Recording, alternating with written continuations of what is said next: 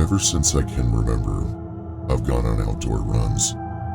I've never had a scary or disturbing incident before until this particular night. It was a summer evening around 6 o'clock. I had just finished a quick dinner when I made the decision to go for a run. I always follow the same route, running for about a half mile on neighborhood sidewalks before passing a gate and continuing for another 2 miles in the forest. Now, the forest I run in has 2 separate paths. One is paved and one is not. I typically take the unpaved route on the way in because it's more scenic. When I turn around and start heading back, I'll take the paved path. The paths to the forest are somewhat obscured. They don't seem to be well known, so they usually are not too busy. On my runs, I actually don't see many other people, though occasionally I'll run into someone walking their dog or something. But aside from that, I'm pretty much by myself. Well, at least I thought I was. I had been running in the forest for a while when I heard my phone ring with a notification. It was an airdrop notification rather than a text message. I determined this from the sound. I was scared.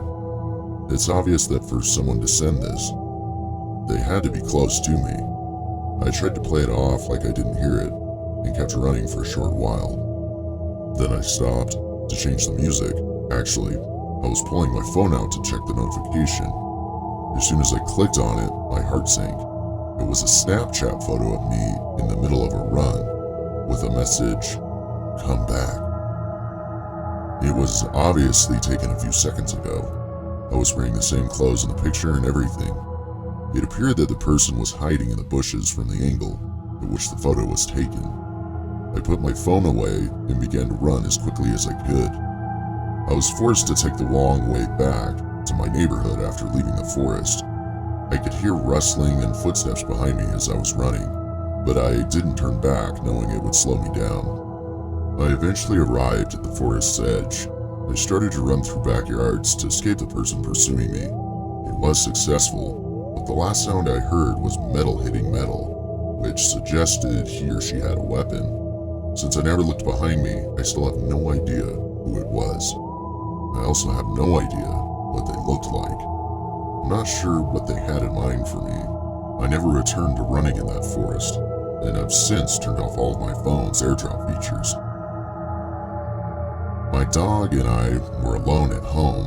I decided to let him outside one last time before going to bed, around midnight. He ran into the night as soon as I opened the front door. After that, I locked it and went to get ready for bed. This was fairly routine. After using the bathroom, I usually like to walk around for a few minutes before coming back inside. The door was being scratched as I made my way back downstairs. I went over to open the door because I knew my dog would signal me by doing this when he was ready to be let back inside.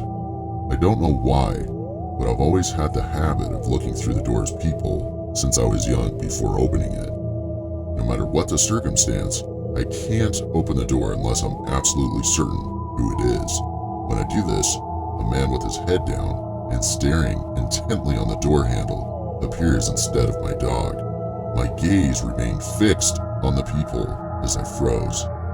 The scratching then came back, this time louder. The man was there.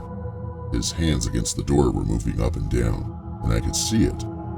To get me to open the door, he pretended to be my dog.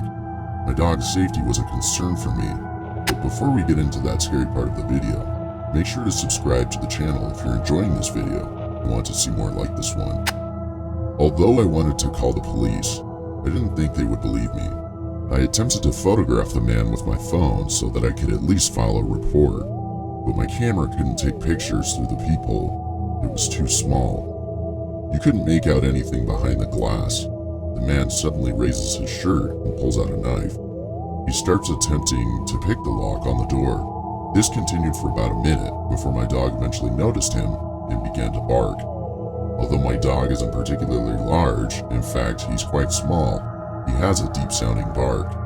That, combined with the darkness and the likelihood that the man couldn't see my dog, was enough to startle him into running off. My dog quickly reclaimed his position at the front door, and I quickly opened it to let him back inside. It's been a while since this happened, and I've since moved to a new house. I did end up filing a police report, but they weren't able to come up with any suspects.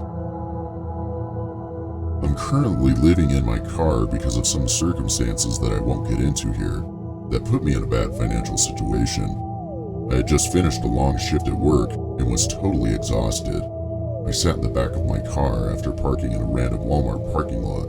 In order to keep the heat on, I reached over and put the keys in the ignition. I laid down and fell asleep right away, unfortunately forgetting to lock my doors. Now, I've always been a heavy sleeper. To wake me up, it takes a lot. I recall opening my eyes and feeling my other senses gradually awaken. There was a faint humming sound, and it was still dark outside. I automatically glanced out a window. Trees were quickly passing by as I could see. The car was moving, and someone was sitting in the driver's seat. They had a hood over their head, so I couldn't see their face. I carefully reached over to the compartment in the back door on the passenger side, where I kept a knife. I grabbed it, yelled at him, and abruptly pointed it at the guy. He didn't even turn to look at me before slamming on the brakes, opening the door, and getting out. So he must have seen the knife in the rearview mirror. He ran in a straight line directly into the forest that was covering the road on both sides. I sat there attempting to breathe. I was unsure of my location. The best way I can describe it is as a sketchy road in a densely packed forest. I locked all the doors. It was 3 a.m. when I looked at my phone. I turned around and started driving back because I couldn't get phone service. I had driven 2 hours to get back to the parking lot where I had dozed off. I had no idea who that man was, never did I see his face. I have a sneaking suspicion that he was merely attempting to steal the car, not realizing I was sleeping in the back. But how could he have not seen me? I worry it was an attempted abduction. I used Tinder a lot in my early 20s. Sometimes when I went out with a girl, we just didn't click, or I got stood up. The girl I eventually matched with lived very close to me. It was maybe a couple of miles away. I knew this meant her profile must have been new, because I had already been on the app for a while now, and it was getting to the point where it was starting to suggest people that were really far away. After chatting for about a day, we decided to go out to dinner that night. I was supposed to pick her up, and then we would go from there. Once I was driving, I set my GPS to the address she had provided. It was an apartment complex. I texted her after arriving to ask which apartment door belonged to her. I drove around the open complex searching for the right numbers until I finally got to her building. I texted her then when I was parked right outside. I received a text reply right away from her, asking me to meet her at the door. Because there was nowhere close by to park, I found this to be somewhat annoying. To find a spot, I had to venture a little further away. I pulled up her profile one last time as I approached her building to refresh my memory of what she looked like. Her photos were inconsistent as I flipped through them, like each picture was similar looking, but still a different girl. I didn't know how I missed this earlier. I assumed it was her friends or something and gave her the benefit of the doubt. As I approached the door, I was surprised to see that it was unlocked and even slightly cracked open. Before I could knock, I heard a whisper from behind the door saying, "Be quiet, he's coming up to the door." It came from a man. I had a gut feeling that I had to get out of there before something bad happened. I turned around and sprinted back to my car. When I returned home, I looked at my phone and discovered 2 fresh notifications, both from my Tinder account. One said, "I saw you. Where'd you go?" While the other said, "Come back." I ignored these texts, but just before I turned in for the night, I received another one from the account.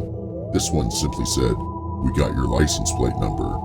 I deleted the app right then and there.